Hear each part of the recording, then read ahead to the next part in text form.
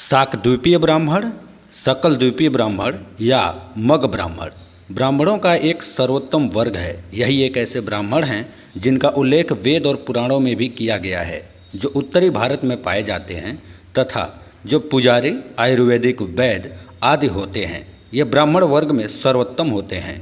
प्राचीन इतिहासकारों के अनुसार ये शाकद्वीपीय से भगवान श्री कृष्ण द्वारा जम्मू द्वीप लाए गए थे। इन्हें पुराणों में तथा श्री करपात्री स्वामी जी के अनुसार दिव्य ब्राह्मण की उपाधि दी गई है। यह हिंदू ब्राह्मणों का ऐसा वर्ग है जो मुख्यतः पूजा पाठ, वेद, आयुर्वेद, चिकित्सा, संगीत से संबंधित है। इनकी जाति बिहार तथा पश्चिमी तथा उत्तरी भारत में पाई जाती है। इन्हें सूर्य के अंश से उत्पन्न होने के कारण सूर्य के समान तेज वाला ब्राह्मण समझा जाता है। भारत के पूर्व और उत्तर में बसे शाकद्वीपीय ब्राह्मणों का विभक्तिकरण पूर्व के अनुसार हुआ है। कुल पूर्वों की संख्या हालांकि 72 ही है, लेकिन इनमें कुछ और भी विभक्तिकरण हुए हैं, जिससे यह संख्या 100 के पार चली गई है। पूर्व और उत्तर में बसे शाकद्वीपीय ब्राह्मणों में पाए जाने वाले उपाधि का नाम मिश्रा, पांडे, पाठक, पंडित, ओझा, शुक्ला, वाजपेयी, उपाध्याय, शर्मा, गर्ग और भट्ट होता है। वहीं पश्चिम में बसे शाकद्वीपीय ब्राह्मणों का विभक्तिकरण खाप के अनुसार हुआ है।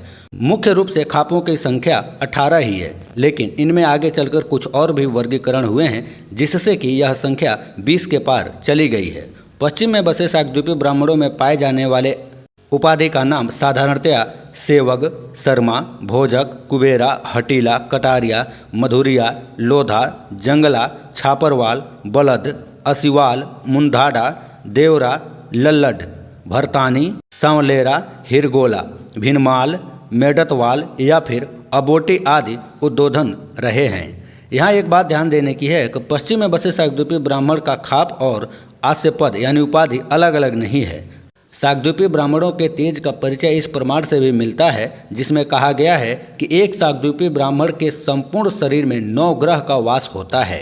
कहते हैं कि श्राद्ध कर्म करते वक्त सूर्य अगर अस्त हो जाए या किसी कारणवश अगर सूर्यास्त के बाद श्राद्ध करना जरूरी हो जाए, तो ऐसे में एक शाकद्वीपीय ब्राह्मण को सूर्य वरण करके श्राद्ध संपन्न किया जा सकता है, क्योंकि शाकद्वीपीय ब्राह्मण में सूर्य अंश होता है। शाकद्वीप के राजा प्रियव्रत के पुत्र मेघातिथि थे। उन्होंने शाकद्वीप में एक विशाल सूर्य नारायण मंदिर का निर्माण करवाया। उसमें स्वयं निर्मित सूर्य प्रतिमा स्थापित की गई, लेकिन उस समय शाकद्वीप में सूर्य भगवान की शास्त्र विधि से पूजा करने वाला कोई ब्राह्मण नहीं था। मेघातिथि ने सूर्य नारायण की आराधना की। भगवान सूर्य ने प्रसन्न होकर मेघातिथि को साक्षात दर्शन दिए तथा वरदान मांगने को कहा। तब मेघातिथि ने सूर्य नारायण से वर मांगा कि हे भगवान, मैंने आपका एक मंदिर बनवाया है, मगर इस मंदिर में प्राण प्रतिष्ठा कराने वाले तथा विधि विधान से पूजा करने वाले कोई ब्राह्मण शाकद्वीप में नहीं है। अतः हे भगवान, अब आप ही कोई उपाय सुझाएं।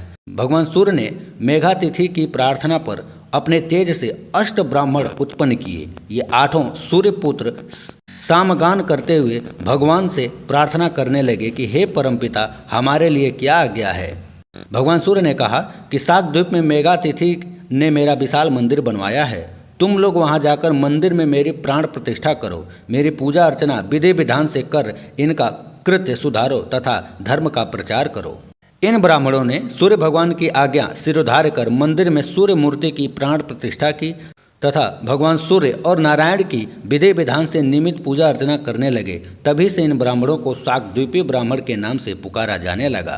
शाकलद्वीपीय ब्राह्मण में मुख्यतः कश्यप और भारद्वाज गोत्र पाए जाते हैं। वैसे तो और भी गोत्र होते हैं इसमें। शाकद्वीप में ईशान, उरुश्रृंग, बलभद्र, सतकेसर, सहस्त्रस्रोत, देवपाल और महानस नामक सप्त मर्यादा पर्वत थे। वहाँ अनधा, अयुर्दा, उभय स्पृष्टि, अपराजिता, पंचपदी, सहस्त्रस्तुति और निज धृति नामक 7 नदियाँ थीं। शाकद्वीप की जातियाँ ऋतव्रत, सत्यव्रत, दानव्रत और अनुव्रत के नाम से जानी जाती थी तथा इनके इष्ट देव भगवान श्री हरि विष्णु थे। शाकद्वीप पर शाक नामक वृक्ष बहुतायत मात्रा में पाए जाते हैं। भूतकाल में शाकद्वीप के वासी बीमारियों से दूर तथा हजारों वर्षों तक जीवित रहते थे। भारत में प्रचलित शक संवत, जो आज भारत का राष्ट्रीय कैलेंडर है, बहुत प्राचीन है। इसका संबंध इन्हीं शकों से निकलता है। 78 ईसा पूर्व इस संवत को कुषाण के राजा कनिष्क महान ने प्रारंभ किया था। उन्होंने इसे अपने राज्य आरोहण की तिथि को एक उत्सव के रूप में मनाने के लिए शुरू किया था। महाभारत के समय भगवान श्री कृष्ण के पुत्र सांब को जब ऋषियों ने कुष्ठ रोगी होने का श्राप दे दिया, उसके कुष्ठ रोग के निवारण के लिए भगवान श्री कृष्ण ने शाकद्वीप से शाकलद्वीपीय ब्राह्मणों के 8 परिवारों को ससम्मान भारत लेकर आए थे। अगर आप शाकलद्वीपीय ब्राह्मण के बारे में पूरी जानकारी चाहते हैं तो आप भविष्य पुराण, श्री विष्णु पुराण, सांब पुराण, पद्म पुराण, वायु पुराण तथा श्रीमद् भागवत पुराण का अध्ययन कर सकते हैं। इन पुराणों में शाकलद्वीपीय ब्राह्मणों के इतिहास का विस्तृत वर्णन मिलता है। शाकद्वीपीय कुल में कई विद्वान हुए हैं जिनकी विद्वता ने भारत को गौरवान्वित किया है। इन्होंने राजनीति, अध्यात्म, चिकित्सा, तंत्र, खगोल विज्ञान आदि क्षेत्र में अपनी ख्याति दिखाई है। जैसे आर्यभट्ट, आचार्य चाणक्य, वराहमिहिर, भास्कराचार्य, कमलाकर भट्ट, वाण भट्ट, शिवराज आचार्य, कौंडिन्यायन, पुष्यमित्र शुंग, श्री भागवतानंद गुरु, कौटिल्य, विष्णुगुप्त, विष्णु शर्मा आदि प्रमुख शाकद्वीपीय ब्राह्मण विद्वान थे। अब बात करें कि आखिर ये शाकद्वीप कहाँ स्थित है, तो शाकद्वीप एशिया पहले शाकद्वीप के नाम से प्रसिद्ध था। यूनानी इस देश को सीरिया कहते थे। उसी के मध्य एशिया में रहने वालों को शाक अथवा शक कहा जाता था। एक समय यहाँ रहने वाले लोग बड़े प्रतापशाली थे। ये लोग अपने आप को देवपुत्र कहते थे।